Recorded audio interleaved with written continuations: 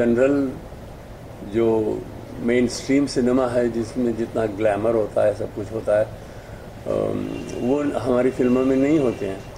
तो इस वजह से हमें एक माइनॉरिटी ऑडियंस ही मिलती है, काफ़ी है, क्योंकि that minority audience is an important audience. So how is art cinema going to be revived in the future?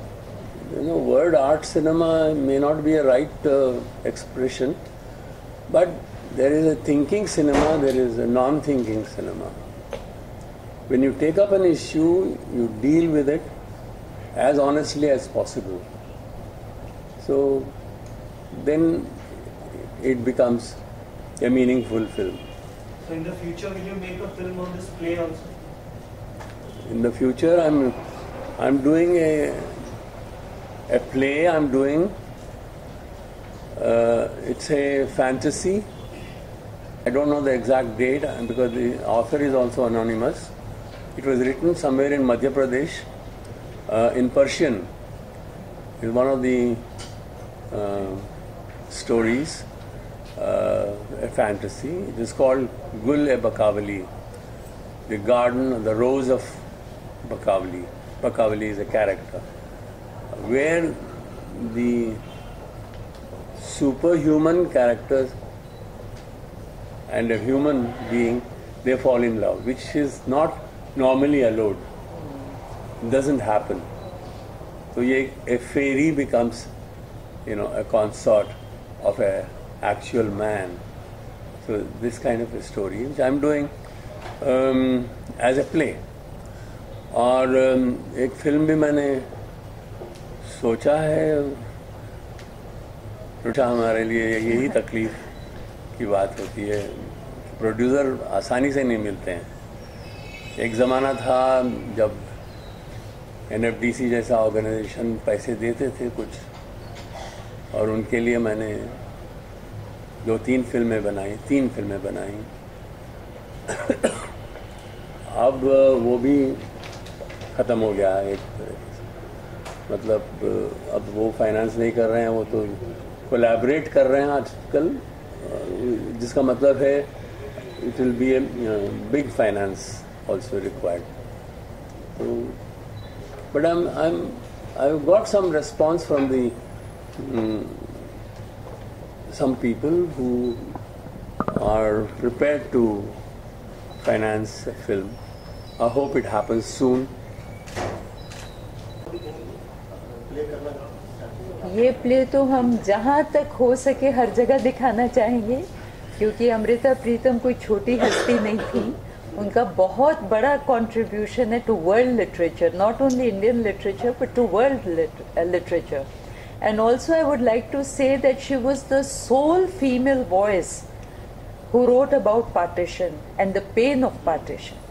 और जो उन्होंने लिखा है वो तो मेरा ख्याल, I mean, nobody can write the way she wrote and experience the pain of partition and the way she stood up for women's rights.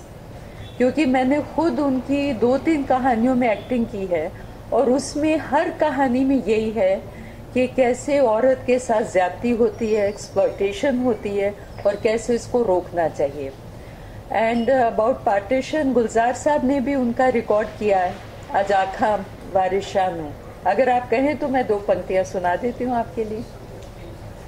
It is in Punjabi, I can translate it, but she writes, Varisha was a very big poet of 17th century, and he wrote about He Ranjha. Everybody knows about the love story of He Ranjha, I presume. So she writes when she's traveling after partition from Delhi to Dehradun, तो वो train में लिखती हैं. Actually, before I recite these lines, I think I'll give you the background in her own words. बंटवारे के वक्त जो भी हुआ, उस जैसा खूनी कांड किसी की कल्पना में भी नहीं आ सकता. दुखों की कहानियाँ उम्र से लंबी थीं. मैंने लाशें देखी, लाशों जैसे लोग देखे. फिर एक दिन दिल्ली से देहरादून जाते वक्त मुझे वारिशा की पंक्तियाँ याद आईं. भला मोहित बिछड़े कौन मिले. मुझे लगा वारिशा कितने बड़े कवि थे. जो हीर के दुख को इतनी गहराई तक महसूस कर सके। आज पंजाब की एक बेटी नहीं, लाखों लाखों बेटियां रो रही हैं। उनके दुखड़े कौन गाएगा? चलती हुई ट्रेन में कांपते हुए हाथ से मैंने लिखा, अजाखा वारिशानू, अजाखा वारिशानू, किते कब्रां विचों बोल, ते अज किताबे इश्क दा कोई अगला वर्का फोल। एक रोई सी ती पंजाब दी, तू लिख लिख मारे वैन, अज लखां तियां रोंदियां तैनू वारिशां नू कहण।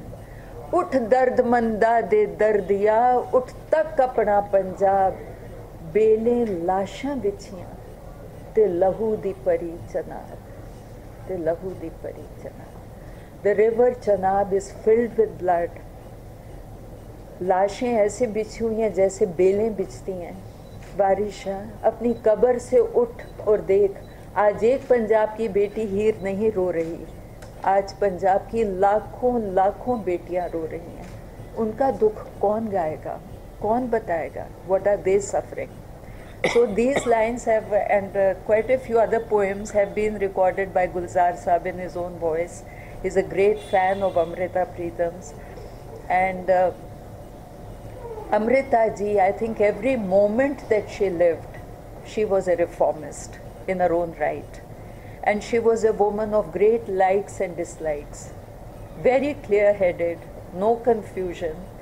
And Imroz ji, I like once I said on the stage about Imroz ji कि अगर मैंने ज़िंदगी में कोई चलता फिरता ताजमहल देखा है तो वो इमरोज़ जी हैं। I have never ever in my entire life seen a man more in love with a woman, and he was about 10 years younger to her, but the way they got along. I remember once I had written, sitting on her bed, I just penned 4 lines and I said, ऐसे ही प्यार प्यार में मैं कहा, अमृता जी इसका जवाब दो. So she wrote, my question was that you know, you've been a flower for so long, but do you still gather into a bud when he touches you? So she said, touch me with your whole being. I don't remember exact lines, but I'll give you the meaning. And she talked about Imroz ji कि वो मेरा बाप भी है, मेरा भाई भी है, मेरा दोस्त भी है, मेरा बेटा भी है, मेरा शौहर भी है. इमरोज़ मेरे लिए सब कुछ है. और एक दिन she used to get a lot of vivid dreams. So she once when I went to her, she said, lovely मैनू एक सपना आया सी. So then she started narrating that dream. And what was that dream? She says, मुझे भगवान ने कहा, अमृता ये ले, मैं तुझे पेन देता हूँ और ये रहा तेरा कागज़, अब तू इस पे जो चाहे बना दे. So she used to believe a lot in astrology. तो उन्होंने एस्ट्रोलॉजिकल चार्ट बनाया जिसमें 12 घर होते हैं वैदिक एस्ट्रोलॉजी में, और हर घर में उन्होंने इमरोज़ इमरोज़ इमरोज़ इमरोज़ इमरोज़ का नाम डाल दिया. से मुझे और ज़िंदगी में कुछ नहीं चाहिए.